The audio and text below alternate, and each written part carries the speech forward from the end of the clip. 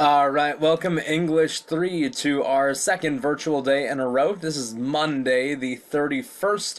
This is Mr. Hantek coming at you with 19th century Russian literature. So, as we continue into Romanticism, what makes sense for these last couple of weeks of the unit is to shift our focus to Russia. Now, admittedly, Russia is one of those literatures and cultures that I am not well versed in at all, just based on what I studied in high school and college. So, this PowerPoint is largely a product of research for me. I did include a Works Consulted page at the end of my PowerPoint, which you should also have access to in Schoology. I did create a quiz that goes along with this PowerPoint. I do encourage you to maybe open it up, run it concurrently as you watch this video. There isn't a time limit or anything on it from my perspective. I do want to give you a chance to get an overview of Russian Lit before we study several works and writers together over these next couple of weeks. First of all, let's talk about Russia itself. Now, I want to make sure that we're clear on this, right? Obviously, Russia is in a pretty dark place right now, as the Russia-Ukraine war has been in the news cycle for these past several years. When we think about Russia's history, we do have to take it with the good and the bad. So there are certainly dark spots in Russia's history that we shouldn't avoid, and that literature does not avoid. There's also bright spots in Russian history as well. It's a long-standing nation and people group with lots of change over time, so we should understand the scope of its history first. This is a timeline that I found on Google Images, but I split it into two halves. So, first of all, Russia, if we had to track it all the way back to its earliest ethnicity, so to speak, we know about the Rus people. So they're oftentimes referred to as the Kievan Rus. There's scholarly debate as to whether they were a Viking tribe or not.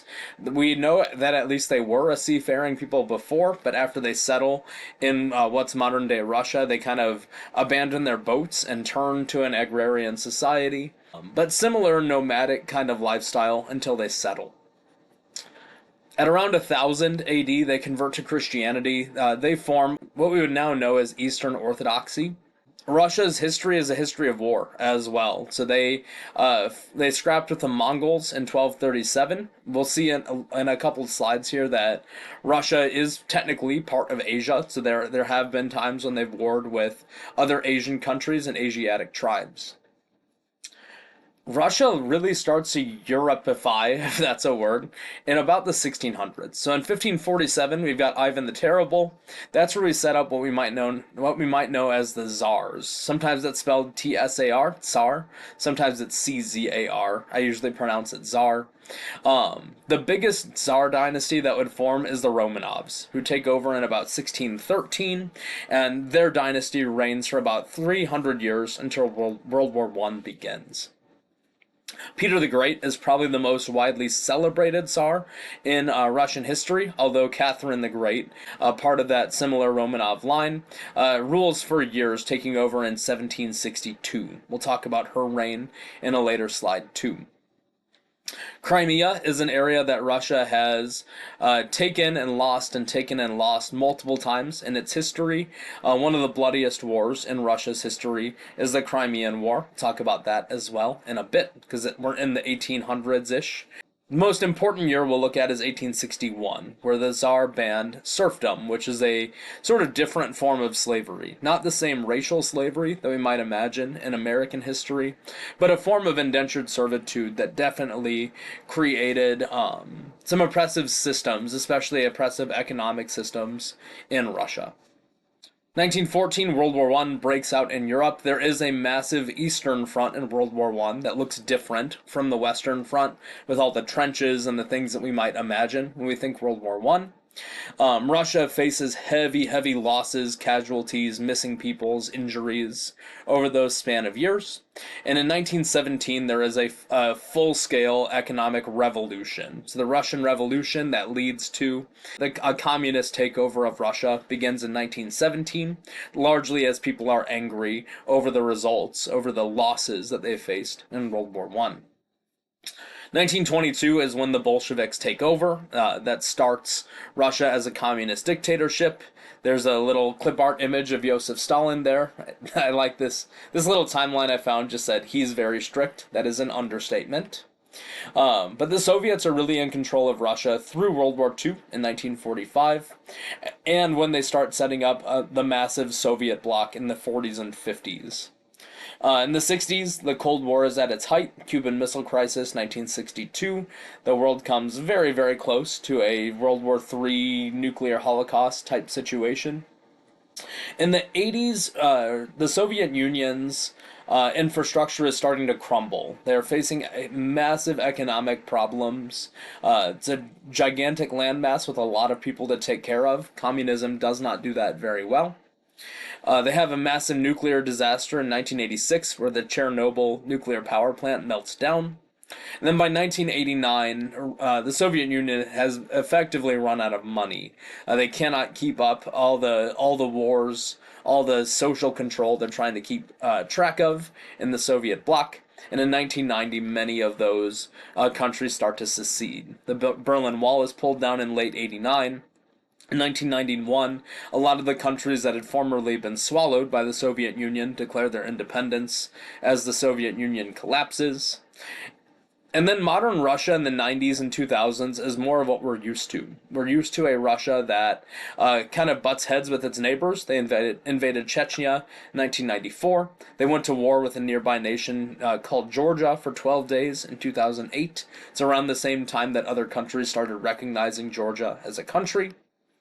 Wasn't necessarily all bad. They did host the Winter Olympics in Sochi in 2014, but obviously we know past this timeline there's been another decade of controversy and war, as Russia has also invaded Crimea again, and then Ukraine just a few years ago as well. As we mentioned a bit ago, Russia's history is one that we have to acknowledge that there's been some dark spots in its history that get reflected in literature. We also shouldn't allow that to completely bias us against the positives that we can find in what has been a pretty long-standing cultural tradition. So specifically at this point, we're laser focusing on the 1800s. We're still in Romanticism, and this is probably the richest century in Russian history for literature. It all starts, Catherine the Great really sets that up. She is inspired by European Enlightenment thinkers. She fostered an artistic and an intellectual boom in Russia. So education is in vogue, the arts are in vogue, and invading other countries is in vogue. At the time, Russia wanted to expand its borders, expand its influence. Catherine the Great really championed Russia annexing Crimea, so retaking that part. Parts of Poland kind of traded hands and became parts of Russia at different points in the 1700s, going into the 1800s.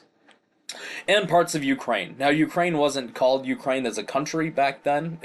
The region's always been called Ukraine, but parts of Ukraine traded hands as well. So Russia was very large in the 1800s. I should say late 1700s. That's also when they started to expand into Alaska as well. We'll talk about Alaska in a bit here. Crimean War, once again, 1853-ish through 1856, under Tsar Nicholas I, Russia loses against the Ottoman Empire, England, and France. I bring that up to show the push and pull between Russia and Europe in the 1800s. There are times when Russia wants to play nicely with Europe and really westernize as a country, as a nation, and a culture. There are times when they are at odds with the rest of Europe, like in its taking of Crimea. Tsar Alexander II did a lot to westernize Russia, draw it closer to Europe. The biggest thing he did in 1861 was abolish serfdom. So he signed a document called the Emancipation Reform. Serfdom was a form of slavery, as mentioned just a little bit ago. Not necessarily racial slavery, but economic slavery, where the very poor peasants are basically stuck for life serving their feudal lords without any way of really breaking out from the system or earning their way out of the system. Tsar Alexander II signed reforms that led to much better living conditions for peasantry and serfs. A couple other things he did. He westernized Russia by adding universal military service. This is before industrialization, slightly, but the first big step there is taking their very, very large population and starting to build an army. They also sold Alaska to the United States, so in 1867. So we can kind of see how how Russia is globalizing as well, starting to interact with other nations across the world that maybe they hadn't before.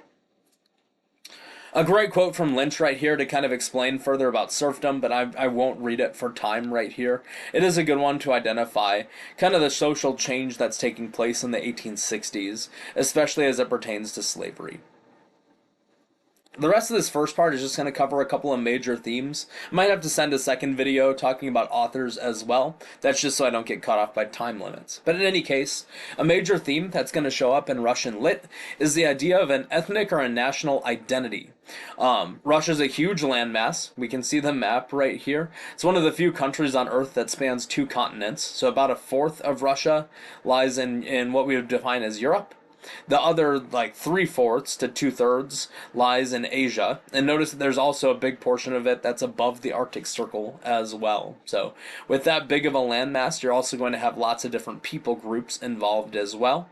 As we know, because racism is a thing, sometimes people groups don't always get along as well. So over time, it's taken a long time for Russia to have sort of a unified national identity. In the 1800s, they were far from it. So the aristocracy, the ruling class, really wanted Russia to be viewed as a European power. Again, they're trying to play along with Europe as much as possible, favoring things like the French and German languages and cultures over its other roots, like the Slavic peoples who had moved from the west to the east, the Asiatic peoples who were south of them moving north, and then indigenous tribes who live above the Arctic Circle, similar to what we see in Canada and Alaska. You have all these different cultural impacts and elements, but you also have one class that's trying to dictate it for everyone. There's going to be some clashing there. Ultimately, there wouldn't be a whole lot of pride in a central Russian cultural identity until after World War I, where there is lots of social dissatisfaction with how Russia was being run.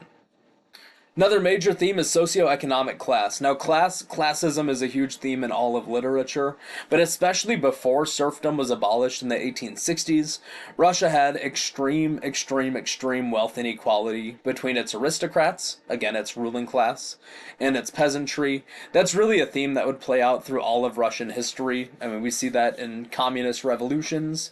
We see that today as we talk about Russia being an oligarchy that really supports millionaires and billionaires. Socioeconomic status is a big theme in Russian lit. Combined with that public anger over World War I, all the losses that Russia faced, this wealth inequality would also boil over into that 1917 communist revolution. And the book that we'll be reading, Fathers and Sons, touches on this a little bit. Not necessarily just about class, but about social change in general. And it asks questions about traditions. What traditions are worth holding on to? What do these aristocrats want that it's actually healthy? And who benefits from the way things were in the past? Is it possible that rapid social change can be a bad thing? These are questions that are asked in Fathers and Sons. I'm running low on time on this video, so major theme number 3 and the writers will cover in a second video here as well. I'm sorry that I had to splice these two. In any case, watch both. It'll help you with today's quiz.